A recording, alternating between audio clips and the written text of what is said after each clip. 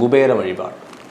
இந்த குபேர வழிபாடை எப்படி பண்ணணும் அப்படிங்கிறது, சார் எனக்கு அதெல்லாம் ஒன்றும் தெரியாது சார் அப்படின்னு சொன்னார். இது வரைக்கும் நான் யார்கிட்டையும் சொல்லாத விஷயம் இந்த நிகழ்ச்சியில் நான் சொல்கிறேன். நல்லா எங்கிட்ட சாமி படத்துக்கு வீட்டில் இடம் இல்லை சார் அவர் சொல்கிறார். சாமி படத்துக்கு வீட்டில் இடம் இல்லை, சின்ன இது, அப்படியே எல்லோரும் படுத்துக்கிறோம், 4000 ரூபா தான் வாடகை.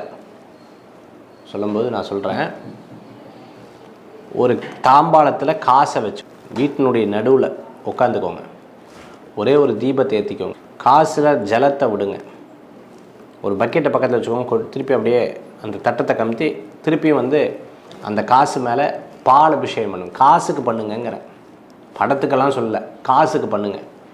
பண்ணும்போது குபேராய நமக, குபேராய நமக, குபேராய நமக இந்த மந்திரத்தை மட்டும் சொல்லுங்கள். ஏன்னா அவர் மந்திரமெல்லாம் சொல்கிறது கூட அவருக்கு ஸ்ட்ரென்த் இல்லை, மனசு அவ்வளோ பாடாப்படுத்திடுச்சு.